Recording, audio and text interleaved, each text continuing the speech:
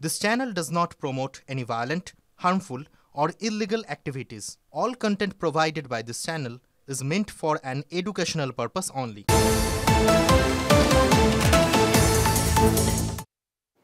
আবারও নাম না করে শুভেন্দু সুকান্তকে নিশানা করলেন কি Dilip Ghosh? UEM Jaipur is a perfect target for prospective students aspiring for good jobs, good education with future-ready skills. কারো সার্টিফিকেট প্রয়োজন নেই, আমার আমলেই এরা এসেছেন, তাদের নিয়েই দলে গিয়েছে। এখন কেন এগোচ্ছে না সেটা দেখতে হবে। দল যখন যে দায়িত্ব দিয়েছে পালন করেছি বলছেন দিলীপ ঘোষ।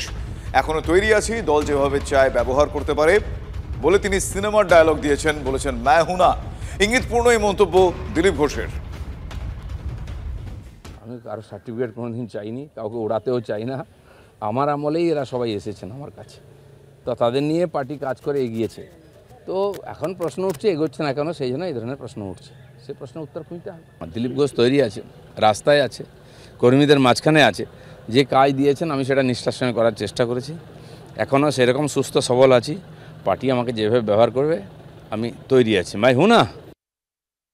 দিলীপ ঘোষের কথার মধ্যে তো বাস্তবিকতা আছে, পরিসংখ্যান তো ওনার কথাকে সমর্থন করছে।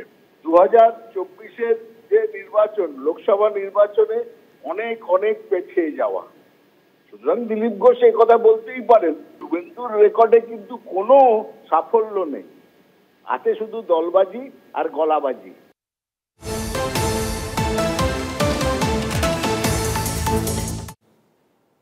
এনআরসি নিয়ে ভারতীয় মুসলিমদের অভয় দিলেন বিজেপি রাজ্য সভাপতি সমীক ভট্টাচার্য। এনআরসি ইস্যুতে হিন্দু ও ভারতীয় মুসলমানদের কোনো ভয় নেই, কিন্তু যারা অনুপ্রবেশ করে এই দেশকে ধ্বংস করার চক্রান্ত করছে তাদের ছেড়ে দেওয়া হবে না। ময়নাগুড়িতে মন্তব্য করেছেন সমীক ভট্টাচার্য। 26-এ মুসলিমদের একটা বড় অংশ বিজেপিকে ভোট দেবেন, এমনটা বিজেপির রাজ্য সভাপতির দাবি। বিচ্ছিন্নভাবে কারোর কাছে কেন নোটিশ আসছে, কে নোটিশ পাঠাচ্ছে আমার জানা নেই। কোনো হিন্দুকে পশ্চিমবঙ্গ থেকে উচ্ছেদ করতে পারবে না, কোনো ভারতীয় মুসলমানকে, যারা এই দেশটাকে দারুল হাত মনে করেন না, যারা এই দেশটাকে নিজের দেশ মনে করেন, এই মাটিকে নিজের মাটি মনে করেন, যাদের ঠাকুর দাদা গোড় দিয়েছে এই মাটিতে, এখানে তাদের কোনো বিপদ নেই, তাদের কোনো সরকার সরাবে না। কিন্তু যারা বেআইনিভাবে এখানে আসছে, ওদিকে হিন্দু পেটাবেন, হিন্দু মন্দিরে আগুন লাগাবেন, আবার ভারতবর্ষে আসবেন, এখানে আবার এসে কি বলে সিএ এনআরসি চিচি বলে ট্রেনে আগুন লাগিয়ে দেবেন, এসব আর চলবে না, এদিন শেষ।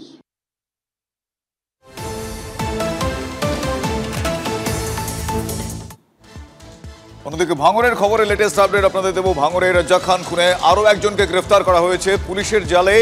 নারায়ণপুরের বাসিন্দা কুখ্যাত অপরাধী যার নাম জাকির উদ্দিন গাজী।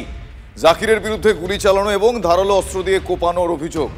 ধৃতদের জিজ্ঞাসাবাদ করে সূত্র মারফত খবর পেয়ে নারায়ণপুরে অভিযান চালিয়ে জাকিরকে গ্রেফতার করেছে উত্তর কাশীপুর থানার পুলিশ। এর আগেও এই জাকিরের নামে একাধিক কেস রয়েছে।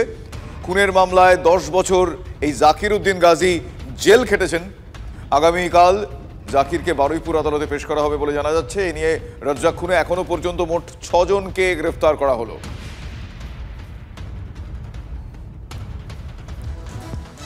দিনের পর দিন কেটে যাচ্ছে, কিন্তু ভাঙড়ে তৃণমূল নেতা রেজ্জাক খান খুনের এই যে ঘটনা, তার রহস্য কাটছেন। আপনাদের কিছুক্ষণ আগে বলছিলাম ইতিমধ্যেই 6 জনকে গ্রেফতার করা হয়ে গিয়েছে। শার্প শুটার সহ আরও 2 জন পুলিশের জালে এখনো পর্যন্ত রয়েছেন। এদিকে এই রেজ্জাক খান খুনের প্রতিবাদে মিছিলকে কেন্দ্র করে বিতর্কিত মন্তব্য করলেন তৃণমূল কংগ্রেস নেতা, যা বিরোধীদের হাতে নতুন করে আবার অস্ত্র তুলে দিল এই সময় দাঁড়িয়ে। ভাঙড়ের তৃণমূল নেতা রেজ্জাক খান খুনে মাস্টারমাইন্ড হিসেবে গ্রেফতার হয়েছেন এলাকারই তৃণমূল নেতা এবং কয়েকজন তৃণমূল কর্মী, যা বেজায় অস্বস্তিতে ফেলেছে শাসক দলকে। অস্বস্তির কাটাঘায়ে আরও নুনের ছিটে দিলেন দক্ষিণ 24 পরগনা জেলা পরিষদের কৃষি কর্মাধ্যক্ষ বাহারুল ইসলাম। রেজ্জাক খান খুনের প্রতিবাদে বুধবার ভাঙড়ে প্রতিবাদ মিছিল, আর সেই মিছিলে লোক ভরাতে হুঁশিয়ারি শাসক নেতার। প্রতিবাদ মিছিলে লোক ভরাতে পারলে পুরস্কার, না হলে শাস্তি। বিচ্ছিন্ন কোনো মঞ্চ থেকে নয়, এই হুঁশিয়ারি শওকত মোল্লাকে পাশে বসিয়ে।